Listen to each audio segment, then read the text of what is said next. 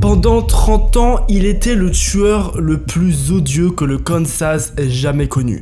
Il conduisait dans les rues, voyait une femme, la regardait avec insistance et lui disait « Tu es la prochaine ». Il s'appelait BTK, Bind, Torture, Kill. En français, ligoter, torturer, tuer. Pendant 3 décennies, il narguera la police et la poussera à participer à un jeu pervers du chat et de la souris. Nous ne pouvions rien faire que d'attendre malheureusement une prochaine victime. Mais BTK est-il né pour tuer? Il y avait 2 personnes dans son corps. L'un d'eux était un mari et père, et même le chef des scouts, et de l'autre il y avait un animal, un monstre absolu. Aujourd'hui, nous allons découvrir, ou redécouvrir pour certains, l'une des histoires criminelles américaines les plus bouleversantes et macabres qui a terrorisé la petite ville de Wichita pendant plus de 30 ans au travers de photos exceptionnelles et inédites que vous n'avez encore jamais vues sur internet. Plongez avec moi dans l'une des enquêtes les plus sombres de l'histoire des tueurs en série et bien entendu, âme sensible, s'abstenir. Notre histoire commence à Wichita, c'est dans le Kansas. Autrefois surnommé Cowtown en raison de sa popularité pour les transports de bétail en provenance du Texas, est maintenant mieux connu pour son héritage en tant que ville aéronautique. C'est un endroit paisible au cœur de la Bible Belt, littéralement la ceinture de la Bible, une partie des États-Unis extrêmement chrétienne. La ville est aussi souvent frappée par des tornades, mais en 1974, elle sera frappée par une tempête d'un tout autre genre. À l'intérieur d'une maison typiquement américaine, les détectives vont trouver une scène qu'ils n'oublieront jamais.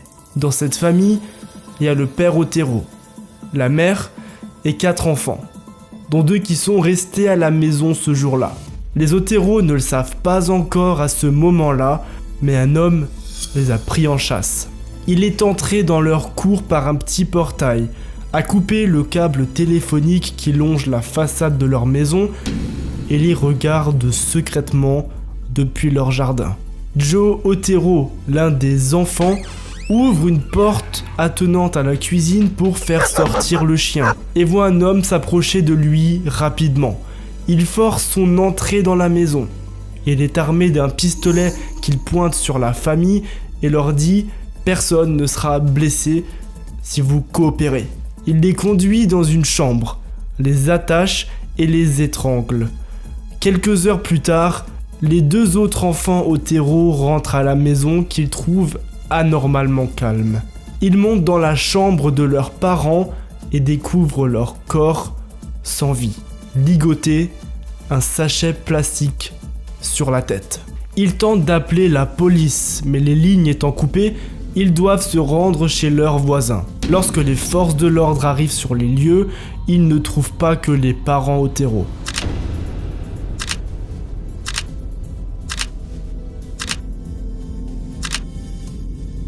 Joey, 9 ans, est couché sur le sol de sa chambre, un sac poubelle sur la tête, et ligoté des pieds à la tête.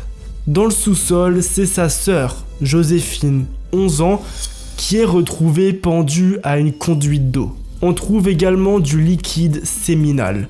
À côté de son corps, la petite n'a pas subi d'abus sexuels, mais tout porte à croire que son bourreau s'est masturbé à côté de son cadavre.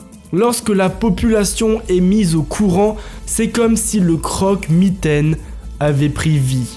Le meurtre de la famille Otero ne sera que le premier d'une série qui durera des décennies et qui ne sera pleinement expliqué que lorsque l'auteur lui-même s'exprimera enfin en détail 30 ans plus tard. Dennis Rader est né en 1945 à Pittsburgh au Kansas, mais a passé la majeure partie de son enfance à Wichita. Il était l'aîné de 4 garçons et a eu une enfance plutôt banale. Selon Roger Farthing, qui a commencé l'école le même jour que Dennis Rader et a grandi à ses côtés, Dans la petite communauté de la banlieue de Wichita, Raider a eu une enfance apparemment simple, sereine. Sa mère travaillait dans une épicerie. Son père a travaillé au chemin de fer pendant plusieurs années. Des gens très très gentils. Denis était très décontracté, très calme. Nous vivions près de la rivière. Nous y passions beaucoup de temps sur la rivière. Soit à la pêche, soit à la chasse. Ou ce genre de trucs quoi. Et c'était le genre de choses qui l'intéressait plus que le sport, comme l'athlétisme, ce genre de trucs. Vous savez, il n'a jamais été exceptionnellement bon dans quoi que ce soit. Il ne s'est jamais fait remarquer, mais il a toujours participé. Il était toujours là. Il faisait partie intégrante du groupe quoi. Même si Raider semblait s'intégrer à ses amis, bien qu'en marge, des sentiments et des pensées sombres et alarmantes se développaient dans son jeune esprit.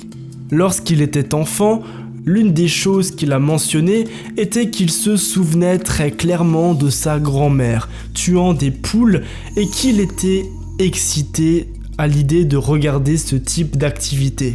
Beaucoup d'entre nous traînaient au bord de la rivière.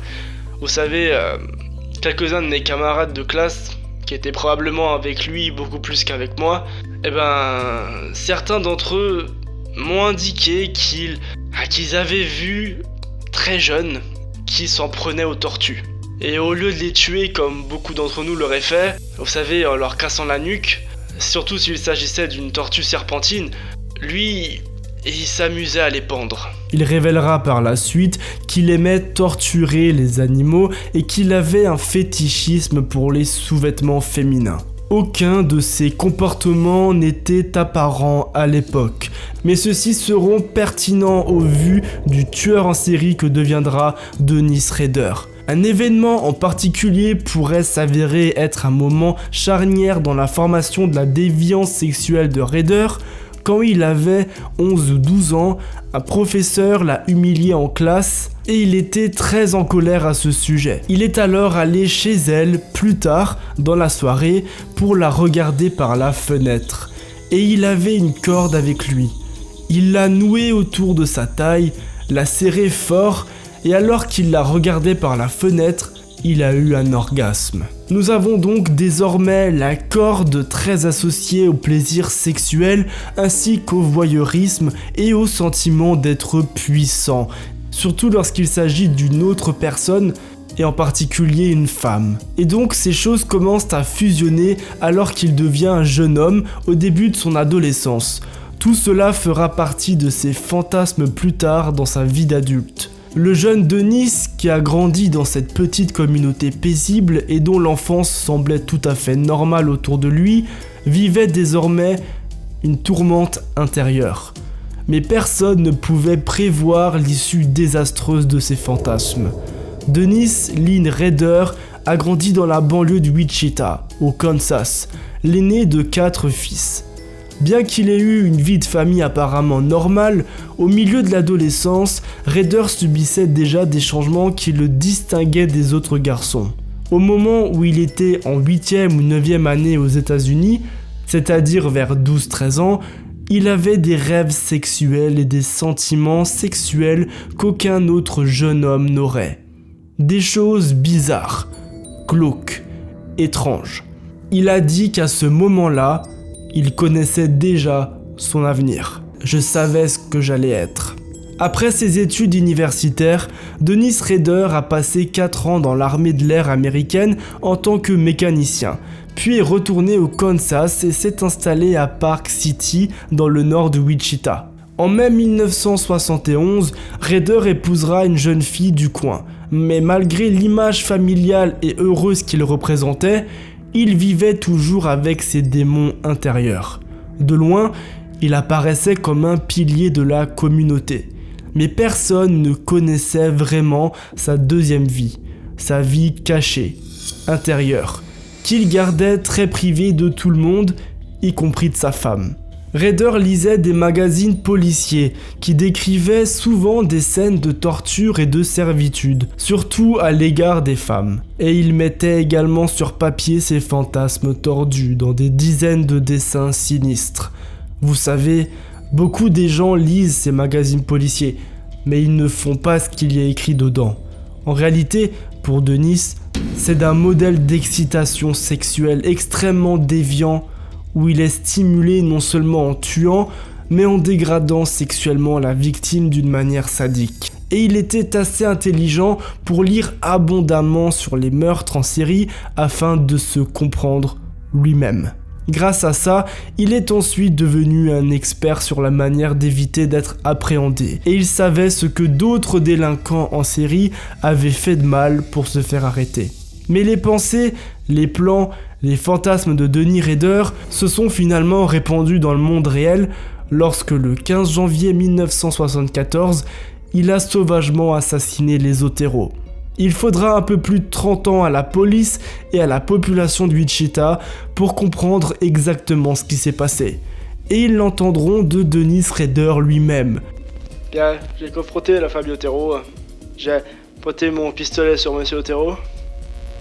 Et j'ai réalisé que, vous savez, j'avais pas de masque sur moi, rien. Il pouvait déjà m'identifier. Alors j'y suis allé et je l'ai tué directement. Alors monsieur Otero, je l'ai étranglé avec un sac. Après ça, je me suis occupé de sa femme, je l'ai étranglé. Puis j'ai étranglé Joséphine pendant qu'elle était en bas. Et ensuite je suis allé voir le petit Junior, j'ai mis un sac sur sa tête. Et ensuite quand je suis remonté, Joséphine s'était réveillée. Qu'est-ce que vous avez fait ensuite? Je l'ai amené en bas dans le sous-sol et je l'ai pendu. Avez-vous fait autre chose à ce moment-là? Ouais, j'ai eu des fantasmes sexuels avec elle. Après s'être fait plaisir avec les Otero, Rader s'est dépêché de rentrer chez lui car sa femme, qui ne se doutait de rien, allait bientôt revenir du travail et il voulait être là pour l'accueillir. Quel bon mari. Vous ne vous demandez pas comment sa femme ne peut pas remarquer 30 ans de meurtre? Il a dit qu'une fois, dans les années 70 ou au début des années 80, quand il avait mis un de ces fameux messages qu'il envoyait à la police dans le journal, en première page, il était assis à la table du petit déjeuner en train de lire ce fameux journal. Quand sa femme est arrivée et a regardé par-dessus son épaule, a baissé les yeux et l'a pointé du doigt et a dit « Regarde ça, il épelle mal ce mot de la même manière que toi ». Et Denis a alors pensé qu'il allait devoir la tuer à ce moment-là. Mais elle n'a rien dit de plus, alors il a laissé tomber l'affaire. Alors que la ville était encore sous le choc de l'horrible massacre de la famille Otero, Denis Rader faisait ce qu'il appelle du trolling. Un mot rigolo pour dire qu'il est à la recherche de sa prochaine victime. Il roule, seul, dans la nuit et tourne dans le quartier. Il aperçoit Kathy Bright, 21 ans, récupérant son courrier devant sa maison sur la 13e rue Est de Wichita. Kathy était étudiante à l'université d'État de Wichita et elle était rentrée à la maison pendant la journée avec son frère, qui était également étudiant. Et il ne le savait pas encore, mais cette nuit-là, BTK les attendait à l'intérieur. Rader ne s'attendait pas à ce que le frère de Kathy soit là. Le frère a pu se libérer. Il s'est levé et a commencé à crier et à hurler. Et BTK lui a tiré une balle dans la tête. Et ensuite j'ai commencé à étrangler Catherine. Et ensuite on a commencé à se battre parce que mes liens étaient pas assez serrés. Denis a ensuite pris un couteau, a poignardé Kathy à plusieurs reprises et finit par la tuer. Néanmoins, il se produit un véritable miracle lorsque le frère est revenu à lui, et même s'il était désorienté et ne savait pas grand chose de ce qui se passait, il a réussi à sortir en courant par la porte d'entrée, et en criant pour qu'on vienne l'aider. Ah, je vais vous dire ce que je pensais que la police était arrivée sur le champ. J'ai cru que j'ouvrais la porte et que c'était fini. Et je suis sorti de la maison et je l'ai vu courir dans la rue, alors j'ai rapidement essayé de tout nettoyer et je me suis barré. Bien qu'il ait planifié ce meurtre à l'avance, Rader n'avait pas réussi à emporter toutes ses affaires avec lui.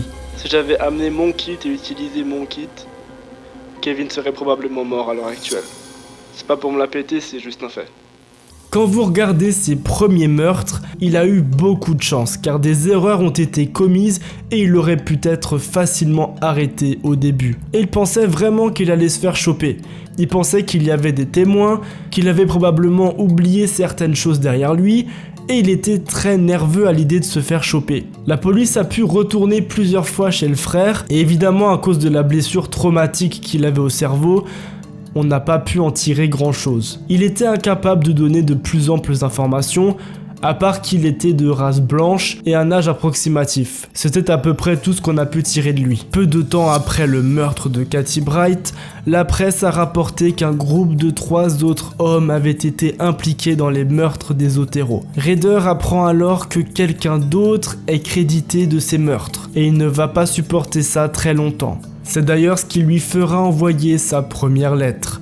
Il dit à la police que l'horreur ne va pas s'arrêter là. Il va continuer à commettre des crimes. Si vous ne m'attrapez pas, d'autres personnes dans cette communauté vont mourir. Il lui faudra 3 ans avant de frapper à nouveau.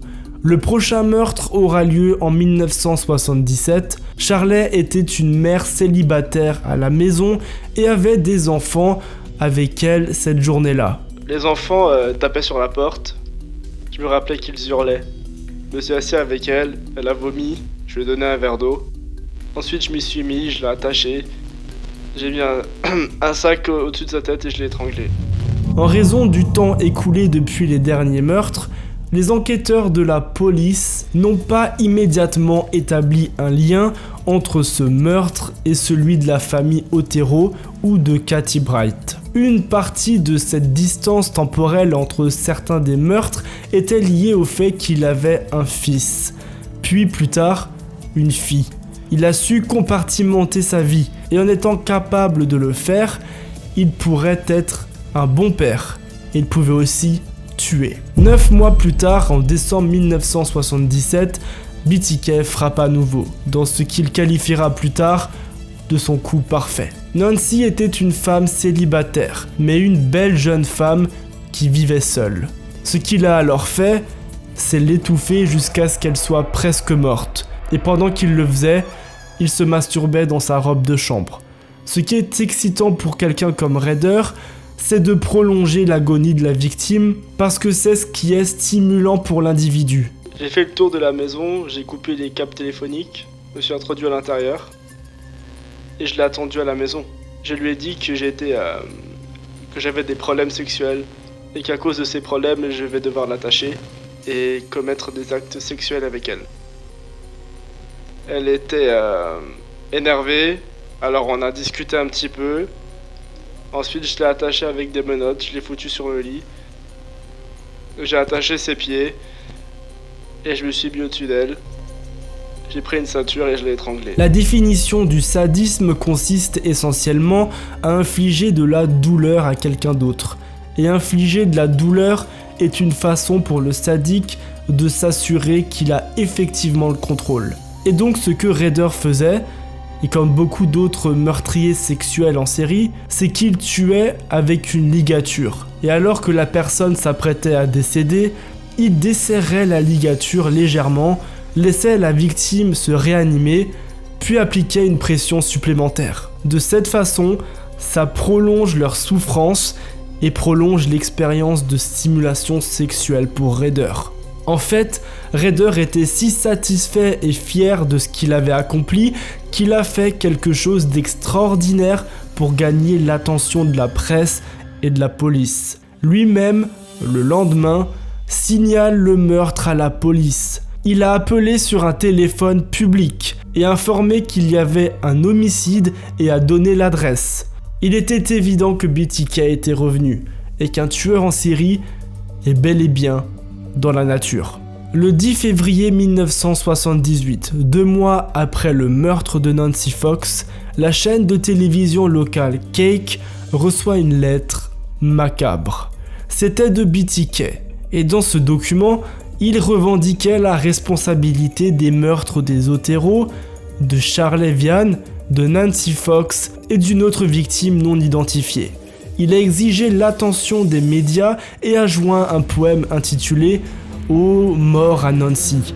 ainsi qu'un dessin de Fox allongée morte sur son lit. C'est peu de temps après que la télé fait l'annonce. Et c'est à ce moment-là que les ventes de cadenas et d'armes à feu ont augmenté. Parce que Wichita n'a jamais rien vu de tel. Cela n'était jamais arrivé au Kansas. Raider recevait désormais l'attention dont il avait tant besoin.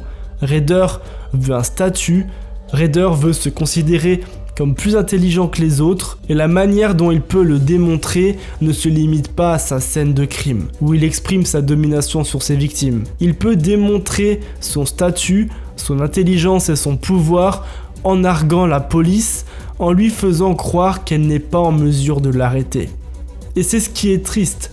La police était réellement désemparée, et les lettres provocatrices de BTK continuaient d'arriver. En 1977, la police n'avait toujours aucune piste et l'agresseur, Dennis Rader, qui s'était surnommé BTK, attendra désormais près de 7 ans avant de frapper à nouveau. Mais qu'est-ce qui distrayait Rader de sa sombre carrière de meurtrier en série? Après que Rader ait tué 7 personnes, il est retourné à l'école de justice pénale. Et il ne s'agissait pas là d'être une bonne personne et un citoyen respectueux des lois. Il s'agissait de vraiment affiner son métier. La traque de Rader envers ses victimes et la planification méticuleuse de leur meurtre sont devenues évidentes à travers les lettres de BTK. Ses futurs projets impliquent le harcèlement, la détermination de la manière dont il allait tuer la personne et la meilleure façon de la surprendre. Pour son nouveau métier, il devait s'assurer qu'il ne laissait aucune trace. Il devait s'assurer que toutes ses éventualités étaient couvertes. Il devait tout planifier correctement. Il emportait son kit avec lui. C'était un sac noir. Il y avait de la corde avec laquelle il attachait ses victimes. Il y avait des sacs en plastique qu'il leur mettait sur la tête. Il avait du ruban adhésif. Il avait son arme. Il avait des couteaux. Il avait tout ce dont il avait besoin à portée de main. Malgré sa nature méticuleuse, la sélection des victimes de BTK semblait totalement aléatoire. Il conduisait dans la rue, il voyait une femme marcher ou s'asseoir sur son porche ou franchir sa porte d'entrée et il la regardait et se disait « Tu es la prochaine ». Dennis Rader n'avait pas beaucoup à chercher pour sa prochaine victime. Elle habitait à seulement 4 portes de chez lui.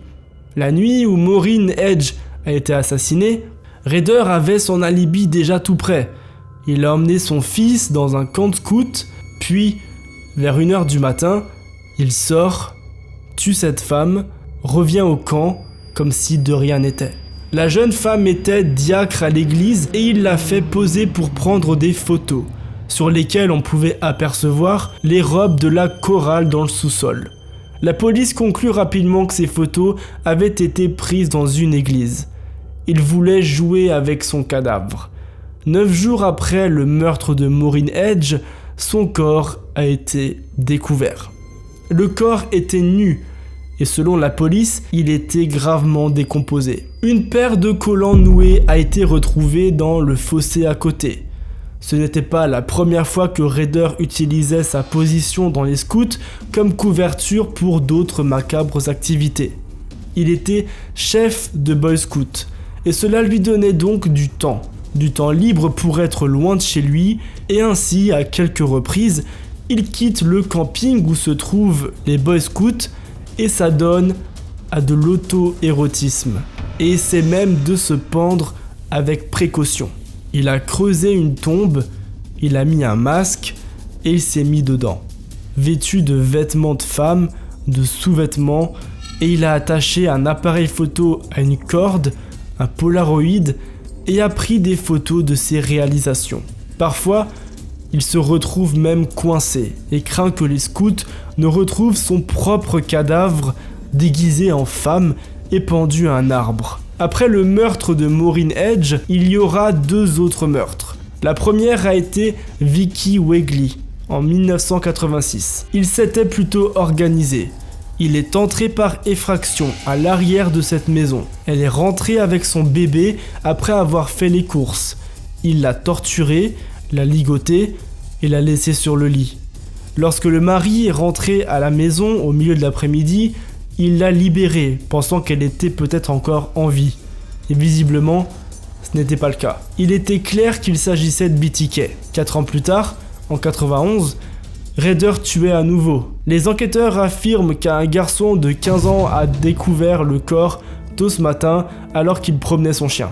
Cette fois-ci, il s'agit de Dolores Davis, 62 ans. Les enquêteurs sur place ne donnent aucun détail sur l'état dans lequel le corps a été retrouvé, mais pour le moment, ils traitent cette affaire comme un homicide. Après ce meurtre, il a en quelque sorte disparu de la scène publique. Wichita se retrouve de nouveau terrifié, attendant que BTK frappe à nouveau, mais aucune attaque n'a eu lieu. Et de nombreuses autorités du Kansas pensaient qu'il avait peut-être été arrêté pour un autre crime, mais il n'a pas été arrêté. Rader était là, dans la communauté, caché à la vue de tous. Dennis n'a pas besoin d'être sur les scènes de crime pour se rappeler ses meurtres. Vous savez ce qu'il a fait à la place ? Il avait pris des souvenirs et des trophées sur les différentes scènes de crime et les avait rassemblés dans une cabane dans les arbres qu'il avait dans son jardin, avec des magazines policiers et d'autres types de pornographie qu'il avait réalisé lui-même. Il n'a plus besoin de tuer car il a pu se satisfaire dans une large mesure en regardant des photos de scènes de crime qu'il avait lui-même créées, des souvenirs et des trophées qu'il avait pris à ses victimes. Et il savait d'où il venait, et ça l'excitait énormément. Pendant ce temps, les enfants de Rader grandissent, et lui change de travail. Il est devenu agent de conformité, un rôle qui lui a donné la chance d'exercer une position d'autorité dans la communauté. Dennis était responsable de la conformité à Park City. Ce qu'il devait faire, c'était rédiger des contraventions pour les personnes ne respectant pas le code de la ville. Il était même connu pour prendre une règle et mesurer la hauteur des herbes sur les terrains, et si elles étaient trop hautes, il faisait des contraventions aux gens. Il a donné une prune à une femme parce que son chien n'était pas tenu en laisse. La femme est donc allée au tribunal pour contester la contravention, et l'avocat représentant la femme a été choqué par la façon dont Rader s'est comporté. Il a passé des heures et des heures et des jours à essayer de prouver que ces 4 contraventions qu'il avait mises étaient justifiées. Rader s'est préparé pour cette audience municipale très mineure comme il le ferait pour une affaire de meurtre passible de la peine capitale. Au fil des années, Wichita a lentement repris une vie normale et une nouvelle génération a grandi sans connaître l'horreur du passé. Puis, en 2004, 30 ans après le meurtre brutal de la famille Otero par BTK, il refait surface. Le Wichita Eagle a publié un petit article sur le 30e anniversaire du meurtre des Otero. Apparemment, BTK l'aurait vu et a décidé qu'il avait besoin de plus de publicité. Il n'avait pas encore fini son œuvre. Au début, on pense que c'est peut-être le remords qui l'a poussé à revenir, mais ce n'était pas le cas.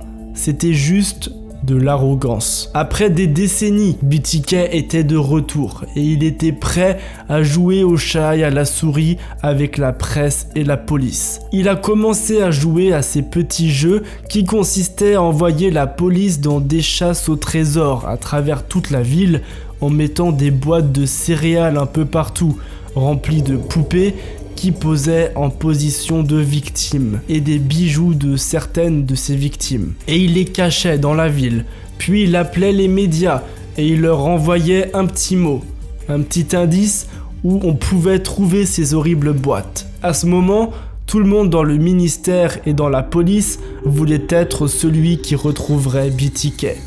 Néanmoins, il allait commettre une erreur grossière. Visiblement peu familier avec l'informatique, il a offert à la police une opportunité en or. Il a envoyé une note disant « Si je vous envoie un disque dur, pourrez-vous m'identifier ? Soyez honnête avec moi, je veux savoir. » Et donc les policiers ont répondu par le journal en postant une petite annonce disant « C'est bon Rex, Bien sûr, c'est ce qu'il voulait entendre, et c'est à ce moment-là qu'il a envoyé le disque. Randy Stone était le détective de la Forensic Computer Crime Unit à ce moment-là, et est chargé d'obtenir des informations à partir du disque dur envoyé par BTK. Il y avait un fichier. La police a été en mesure d'identifier que le logiciel a été enregistré auprès de la Christ Lutheran Church et que la personne qui a enregistré le document en dernier était connectée à son ordinateur sous le nom de Dennis. Cet homme, c'est Dennis Rader, président de la congrégation de la Christ Lutheran Church de North Wichita.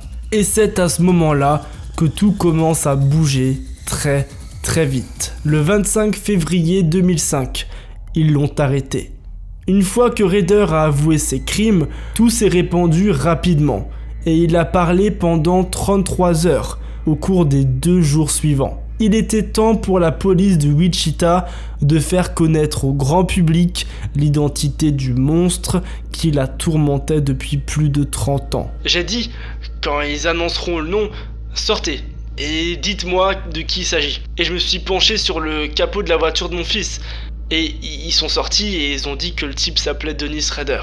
Et j'ai failli tomber dans la voiture. Je n'arrivais tout simplement pas à y croire.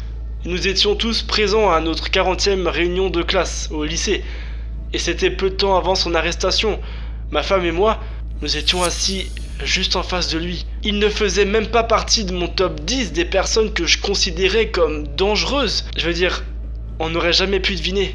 Je pense que c'est pour ça qu'il a pu tenir si longtemps. Parce que lorsqu'il faisait pas réellement ses actes, il avait ce personnage, cette aura de normalité que personne ne soupçonnait qu'il pouvait avoir. Et qu'il pouvait être un tueur. C'était très difficile de l'entendre décrire certaines des choses qu'il a faites. Mais une audience de plaidoyer a été organisée pour s'assurer que les preuves soient entendues et pour donner aux proches des victimes de BTK une chance d'avoir le dernier mot. Dennis Rader, BTK ou le BTK Strangler, peu importe comment vous voulez l'appeler, est toujours vivant aujourd'hui, à l'âge de 78 ans. Il est bien évidemment condamné à passer sa vie derrière les barreaux, même si ça ne ramènera pas les vies qu'il a prises. Les amis, j'espère que cette vidéo vous aura plu. On se retrouve très bientôt dans un nouveau True Crime. En tout cas, prenez soin de vous. C'était Juliano. Ciao.